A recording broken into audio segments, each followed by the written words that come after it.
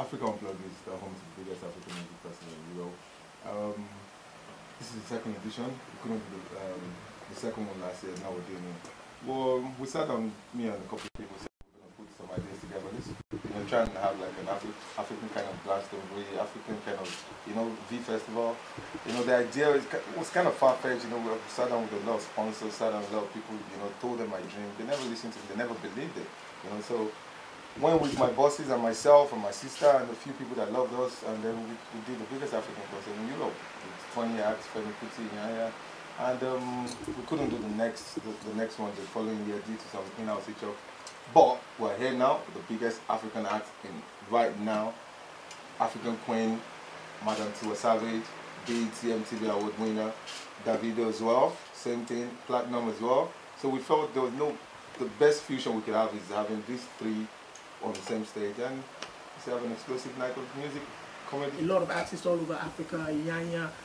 When you heard Africa Unplugged knocking on your door, what did you think? I was wondering why it took them so long.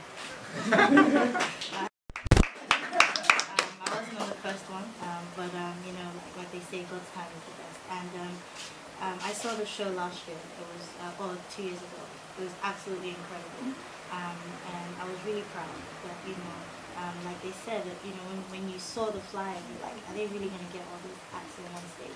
And they did. I'm really, really excited about Sunday. I think it's going to be historical. Absolutely. You mentioned the fact that a couple of years ago when you just started back in Nigeria and trying to get people on the Tiwa Savage train, now the Tiwa Savage train is packed full and people are falling off.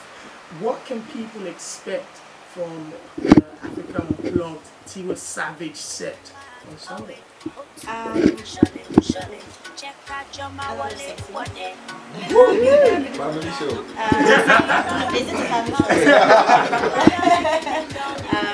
But yeah, it's going to be great. We've put in a lot of work, not just myself, but the whole I have to give it up to the CEO the genius behind my whole creative, and yeah, it's going to be really good. And obviously the music is going to be great. I believe every single artist is going to bring something different and unique, but still to do, and that's what I really do. Alright, fantastic. And moving on to the man swaying left and right. Couldn't wait to grab the microphone. Man of the Hour, BET Award winner, MTV Award winner, Davido, Africa Unplugged 2014. How you doing? Not bad. How do you feel about performing, co-headlining with the likes of Tiwa Savage and Diamond? Diamond, Tiwa's my sister,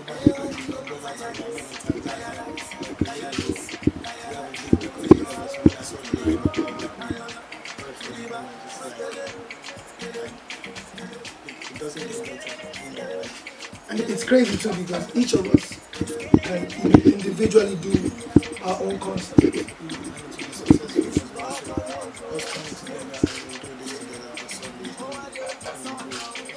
People have been excited when they saw the flyers and the posters with you three headlining the event. You've been here in the UK, performed here in the UK before, you know how crazy the fans are. What more can they expect from the Davido and this year's Africa Unplugged 2014? One thing is bigger. More people, more songs, more bigger songs. Like this past day, God has blessed me the correct songs, the right videos, the right team and everything. So this time it's going to be more of a show rather than just a it's going to be more of a showcase. But we also have opportunities for UK-based African artists that will be joining the stage. Mazin Chooks, you're representing UK right now amongst this press conference. So first of all, tell us about your thoughts being part of this momentous event. Well, personally, I'm very happy. I'm very happy to be on the show, and the show is growth in my career, and I'm very excited to show on Sunday. So I expect a good show, man. How important is an event like this to give opportunity to UK-based acts that are trying to ply their trade? Most definitely, it's very important because obviously, like, it shows that there's something going on over here. We're actually representing Africa at the same time, so it's good that we're on the same platform as the headline acts and stuff like that. So it's very good. Thank you very much. You're going to see a situation where everybody's going to be on stage together to wrap it up together with a duet or something like that. Putting you on the spot. It's Africa Unplugged 2014.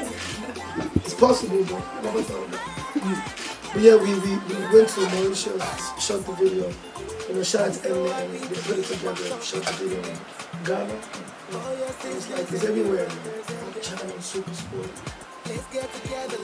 How important is it that Africa is brought together like this and celebrated outside of Africa on this Africa Unplugged in the UK? Yeah, see, yeah, we'll go to Tiwa. I'm sorry, what was the question? How important is it that Africa is celebrated in this way with, you know, artists from all over Africa brought together outside of Africa to celebrate the music, the culture, and the arts? You know, the thing is, like was mentioned before, unfortunately right now a lot of news about Africa is bad, from 419 to corruption to Ebola to whatever it is.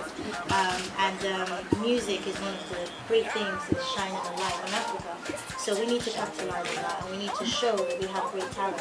But one of the issues we have is because it's so different, you know, even in Nigeria alone, you can count how many languages we have. So us trying to brand Afro-pop sometimes is difficult because the South African sound is completely different to what we do in Ghana. So it's important for us to come on this stage and represent Africa. Yeah, you know, there are different parts of it, just like the body, you know, but when it all comes together, it makes sense. So I think it's really important for it to not just be focused on West Africa or Nigeria. It's important to see Africa as a whole, because a lot of times we lose focus on that. Africa Unplugged this year is in two places. There's London and Manchester. Obviously, we have David headlining both, but Tiwa and Diamond, I'll say it now because everybody's asking, she's not going to be there. Neither is Diamond. It's just David headlining. Yeah. So Sunday the 21st, Manchester, there are tickets. London, there are tickets. Alright. A ticket to we can see alert in our account to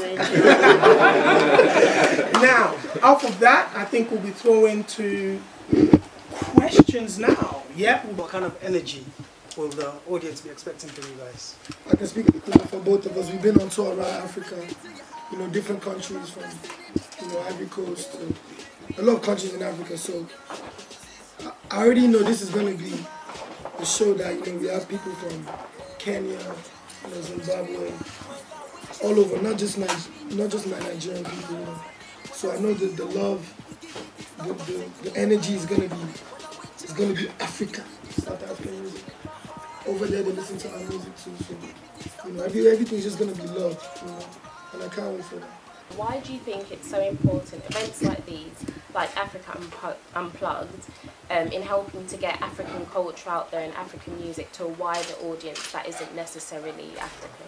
Look at the culture, the fashion, the movie, you know, the country, the language. So I personally, and I don't know if you see my ass, but I think it's not just music touches so faster than any other thing you have. So I think it's a window to open up bigger opportunities for Africa to showcase the rich culture that we have.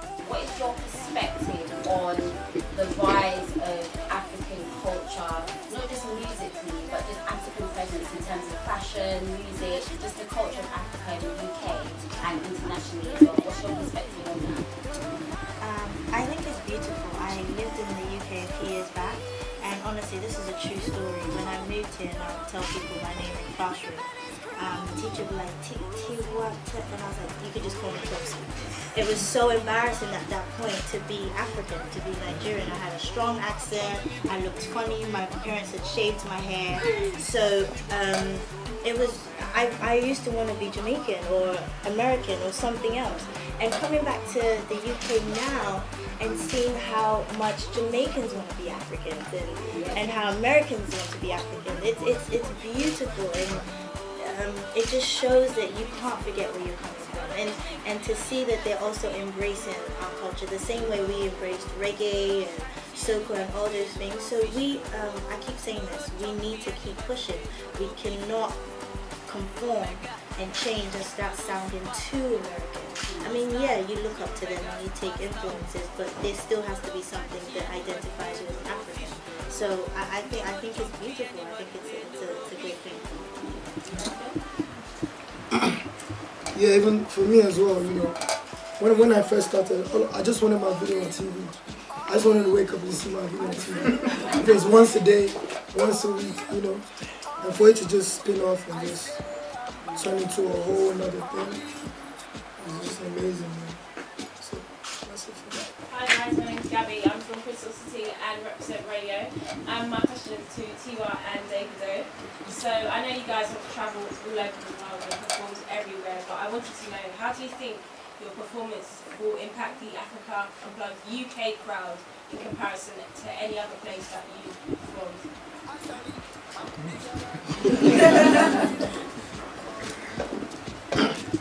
You know, like you said, like I think out of anywhere outside Nigeria, I think most Nigerians are here.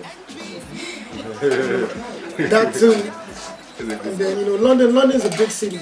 Like even artists in America, like when they blow up over there, their dream stories like, yo, I'm in London. You know, it's the same thing for us. You know, to come and do a concert in London and have that under your belt. You know, it's very good. And you know, like for example, when I'm in America or elsewhere, and I show them London, is that as London or as New York City? You know, they're just those cities that you always have to just always come back to and show love, and that's London to me. Well, you know, I think it gives them a chance. When you watch your favorite Nigerian artists and you see them on YouTube, or you know, you watch it on TV, and so we're bringing it live now, you know, on stage, and it's a chance for them to really see what we do back home, you know, in Nigeria, bring it to life here. So I'm excited for them to see us, and we're excited to see them. Honestly, I'm not just saying this, and I know it sounds like a cliche, but it's going to be a fantastic show, and I wouldn't want anybody who could make it to not come and see it on YouTube or watch it elsewhere. It's literally going to be an experience that you want to, you want to do. Since your release in April of the song 1 in a Million, you haven't released anything else, so what can your fans expect to hear from you? Releasing a single soon titled Ifunanya, and hopefully, yeah, right now, shout out to everybody doing the Ifunanya selfies online and that, they're helping the buzz go on. The single drops in 2 weeks, I think. So yeah, that's the next single coming, and I'll be performing on Sunday, so sure expect to hear it. Press conference here on Vox Africa UK. I'm Aisha Kwalaji. Thank you very much for joining us. Mommy, oh, sorry.